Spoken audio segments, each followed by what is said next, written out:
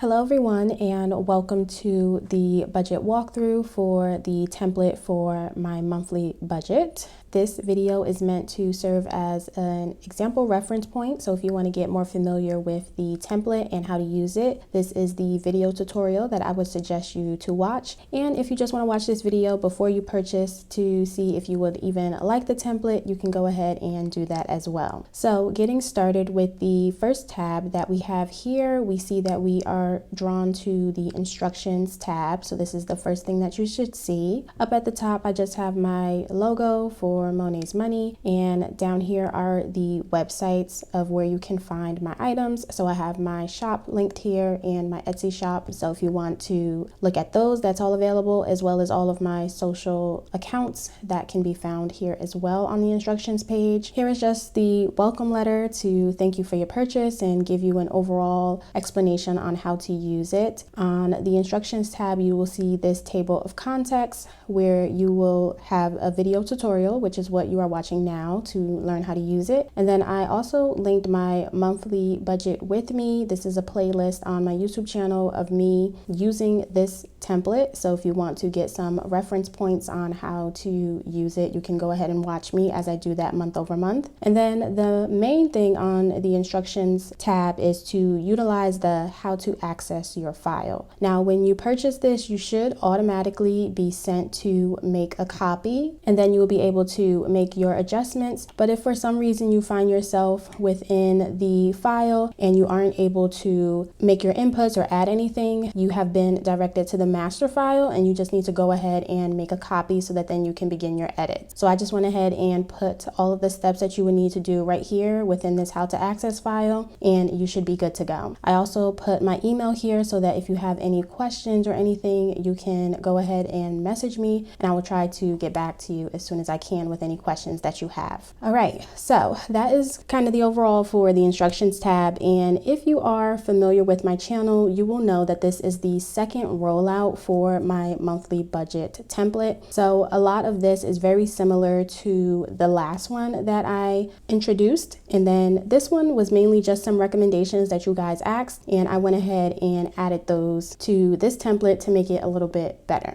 Getting into the template, and the first change that we see is what is highlighted here in yellow. A big ask was to make the currency not just American, because that is where I'm based, but to allow the user to be able to change their type of currency if they choose to do so. So when you purchase it, it does automatically come with the US dollars, but say if you want to put it into pound, all you would have to do is put your pound symbol for the money, and that is going to translate into all of the other tabs, and you will see that the dollars or the money symbol has been changed to reflect whatever currency you're working with. So if you want to change it, that is the first thing that you should do, is type of currency that you're working with and fill that out. So I'm just going to keep that at the American dollars, but that is an option for you if you want to do so. So looking at the tabs, once again, we have our annual dashboard, we have our savings tracker, we have our calendar view, and we have all of our monthly tabs. And I'm just going to go through them, talk about any changes that I added to the template, and show you all how to use it. So we will once again be starting with the monthly tab. All of them look the same. The only thing that changes is the month. So I'm just going to work in January just to show any changes that will be happening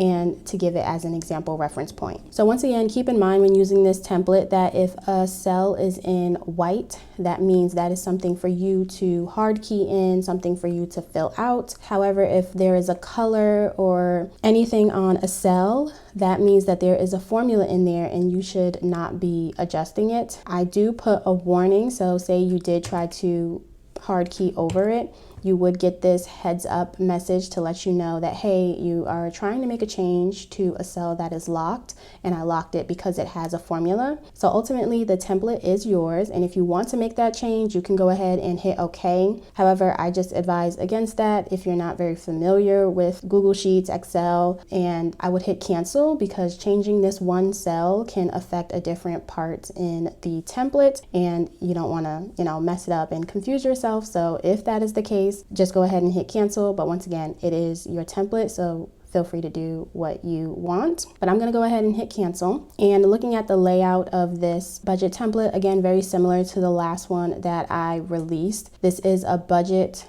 versus actual type of monthly template. So you will see all of your categories have a budget column versus actual. And this template is driven off of the 5 categories. So we have bills, we have expenses, we have savings, we have investments, and then lastly over here we have debt. Another thing that you can change is the start date to reflect the dates that you want to work with for your particular month. I know some people end it on a different time, so for you to adjust whenever you're working with it, you can change your dates there for start and end. So getting started with January and how I would approach filling this out. First, here we have our income source column. So this is where you would list any money that you are working with. So I'm gonna again reference Mary's pay and Bill's pay, and you can name them whatever you want. Just list your income sources of what you're working with. So for the month, I'm going to budget that Mary is bringing in $3,000 and Bill is bringing in $4,000. So as we began to put in our budgeted amounts, we see that some numbers have began to auto-populate. Here down at the bottom, we see that we have a running total of both incomes that we're working with for the month, and we see that our remaining to budget has been populated with all of the money that we are working with for the month. You will also see that your income summary is beginning to populate, and we can speak more of this once it's fully filled out. But once again, it's not in white, so it has a formula and it's going to auto-populate and do what it needs to on its own. So let's go ahead and start filling out some of these columns with bills, expenses, and savings. I'm gonna just put in some example numbers that we can work with, and I'll come back and speak more on it once we have some data.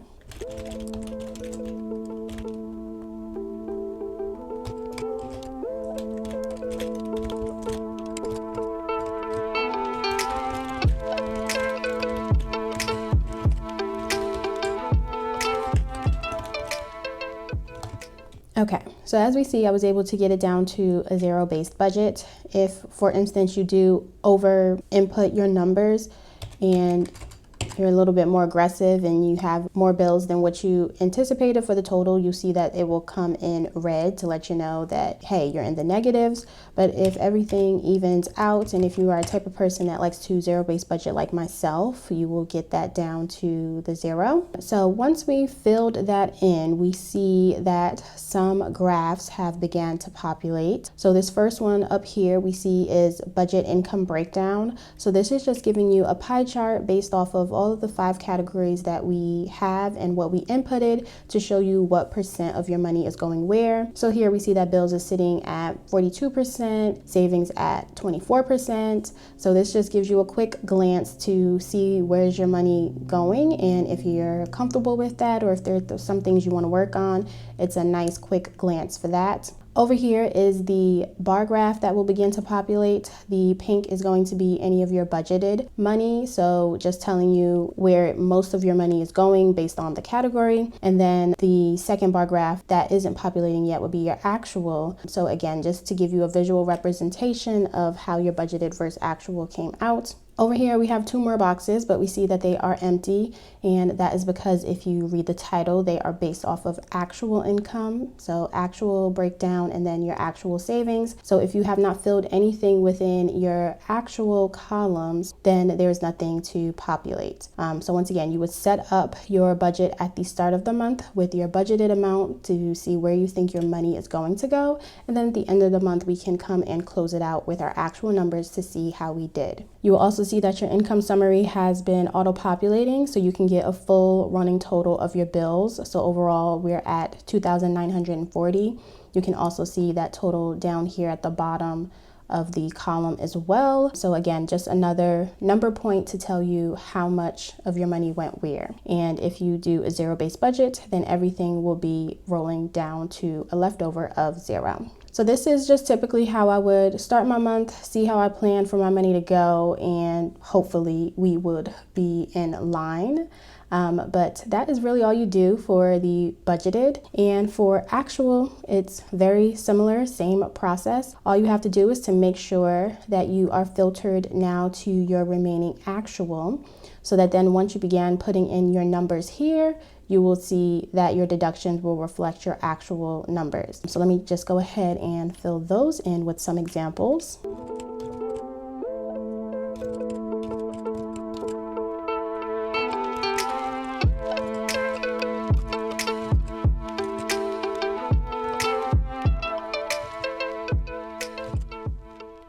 All right, so filling in our actual numbers, we can see how we came in for the end of the month. So looking at just the income, this difference column lets you know the difference between what you budgeted and what actually came in. So Mary, we thought was going to earn $3,000. She actually earned $3,500. So that is a positive increase of $500. And then for Bill, we thought we were going to bring in $4,000, actually brought in $3,000. So that's just a difference of negative $1,000 of money that we thought we were going to get. After putting in all of your actual numbers in their columns, we see that now these bar graphs have been able to fill in. So looking at this bar graph, we see that the actual has now been inputted just to tell us where we lie in terms of budgeted versus actual. This actual income breakdown pie chart is very similar to the budgeted income. It just lets you know how we actually did. So in terms of bills, we spent more than we thought, so 44.5% versus the 42.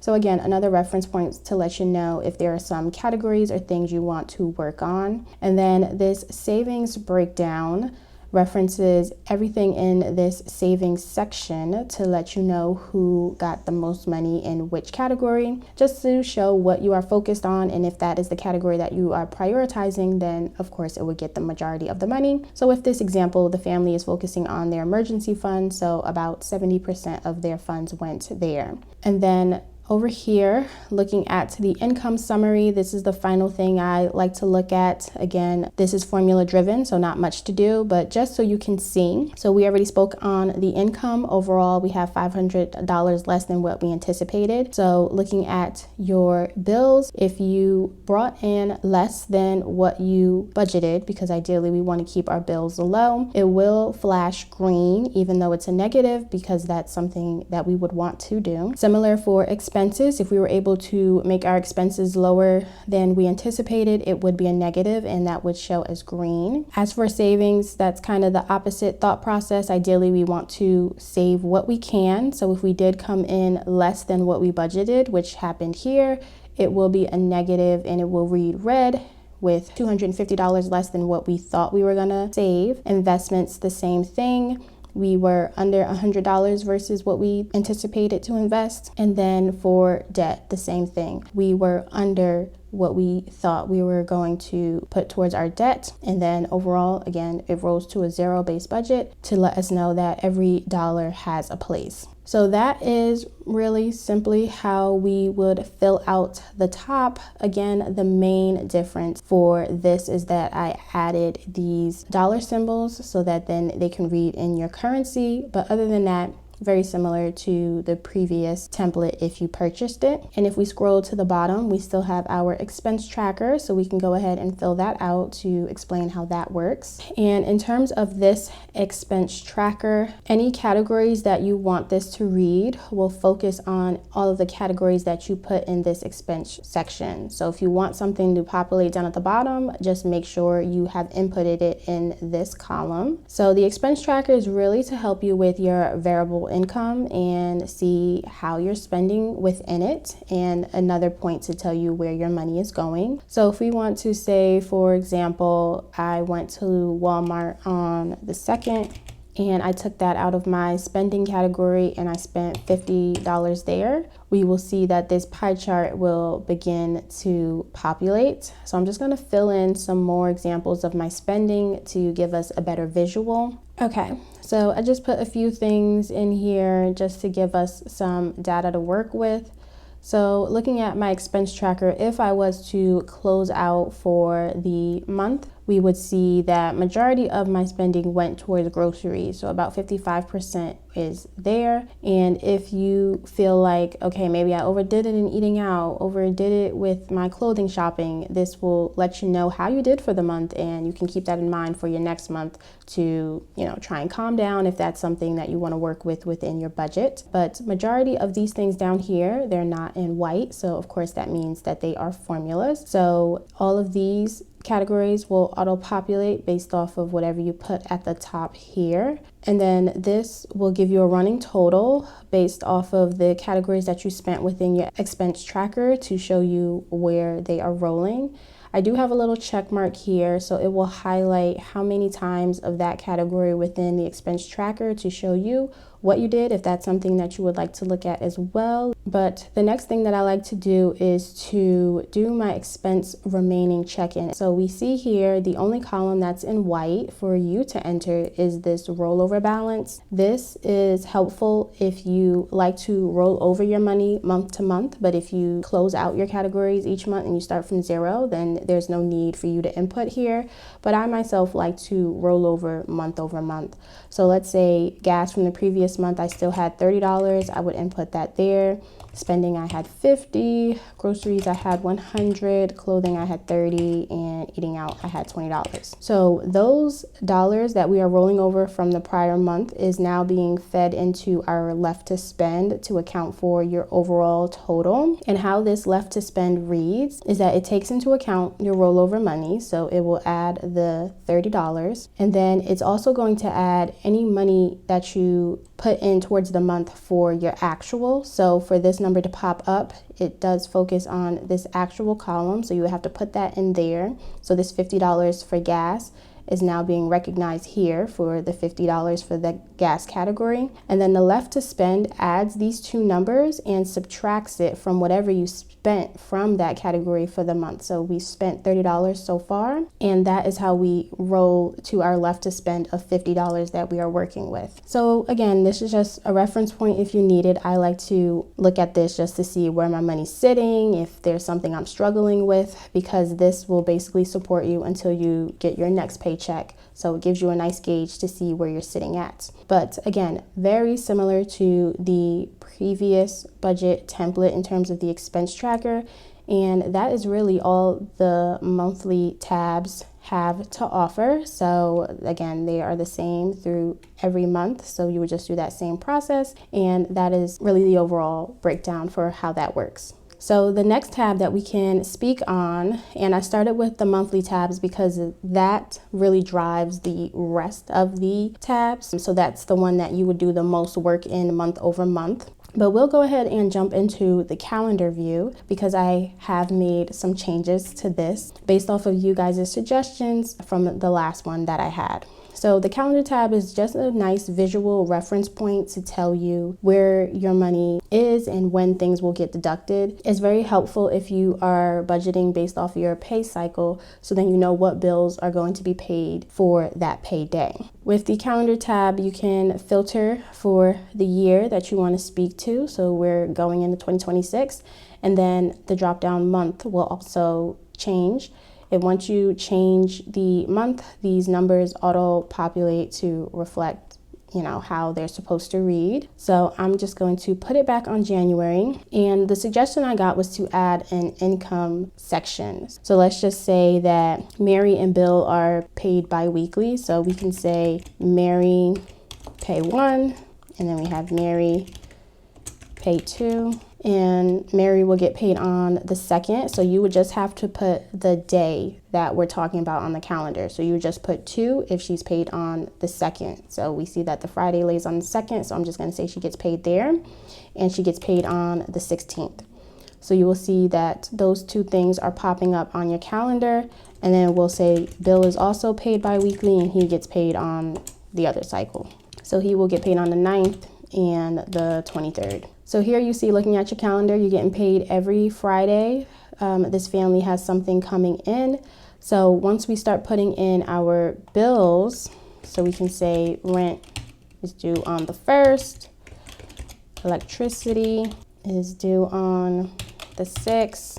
Okay, so I just dropped some example dates on here just so that you can see. So if we're doing by pay cycle, we know that Mary Pay is most likely going to support this electricity bill if that's how you budget for yourself, just so that you can see when a bill is due and when you're getting paid. And if you're a person that likes to cross things out, you can just put a little check mark here and it will slash that out on the calendar and let you know. And you see that your paydays are red and green, and then your bills are pink. Hopefully that is helpful for those who want that. And the calendar tab, I just make one tab for it when you purchase it, but if you want to make a new calendar month over month, you can just copy and paste this tab to make a new one. Or if you're fine with just filtering the month, once you change the date, all of your bills will move to reflect on the calendar of where they should sit. Really, the main thing you will do is change your paydays just to make sure that they still fall on the right day. But other than that, that is the calendar view. Again, a good reference point to visually see how you can plan out your money. So the next thing that we can move on to is the savings tracker. So looking at your savings tracker, this is feeding off of your monthly tabs. So anything that you put within this savings column, that is what this tab is focusing on. So be sure if there is a category that you want to populate here, you put it within that savings column month over month. It will account for each month. So we're just going to add the 3 categories that we highlighted in January and bring those into our savings. So here we see the total for our savings will roll up right here. So right now it's showing 1,540 for these 3 things that we have. But let's say we have a goal in mind for things we want to achieve. So if we're working towards putting our emergency fund at, say, $6,000, we can input that there. We have a house down payment. Maybe we want to get $10,000 in there. And then car maintenance, we can say we don't necessarily have a goal. So if you don't have one, you can just leave that empty. But we see that as we put in our goals over here, we have remaining to save number that is being populated. And this is letting us know how far or how much more money we need to save to hit our overall goal across all of the categories that we are focusing on. Looking here, we have about 1,300 saved towards our goal, and we still have the 14,700 that we need to save. I also have percentages here if you are a percent person who likes to see how far they are towards their goal. So 17% saved towards the 6,000, and we're at 3% saved towards the $10,000 goal. So looking at the savings tracker, I put each category within their own box. So still same from the previous template if you had it. Looking at each category at a box level is the best way I would suggest to do that. And within these boxes, you can see there's only one column that is in white. So that will be something that you can hard key in if you need to. And this basically is to account for any money that you already have saved within this category prior to you filling out the template, or if it's a new year and you want to continue to carry over the same money that you had from last year.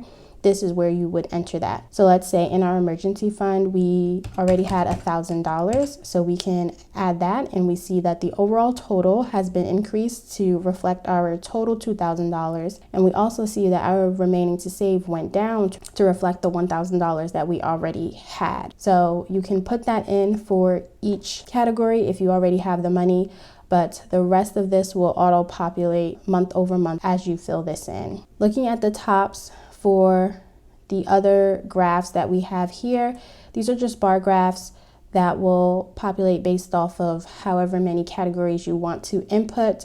Another suggestion that I got for this savings tracker is to add more categories. So I did go ahead and give you guys some more space to add some more things. So if you are a person that asks, I did that. But this will populate based off of however many categories you have, and it will increase based off of the money that you add towards it. And this bar graph over here is just to reflect month over month how you are saving.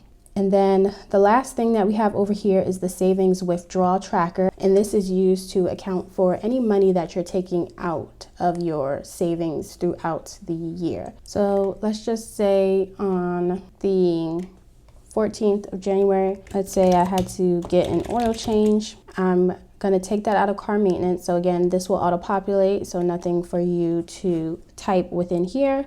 And the amount was $50. So looking at our car maintenance box, we see that the $50 has now been added for our withdrawal, and we see that the overall total for our car maintenance has gone down to $100. And all of those changes will be reflected over here, so that then your total number for savings will always roll up true to where you are sitting. So for the most part, this savings tracker is very automated. Once you set it up once, there is really nothing for you to come in and change apart from when you are taking money out of said category, you would fill that out.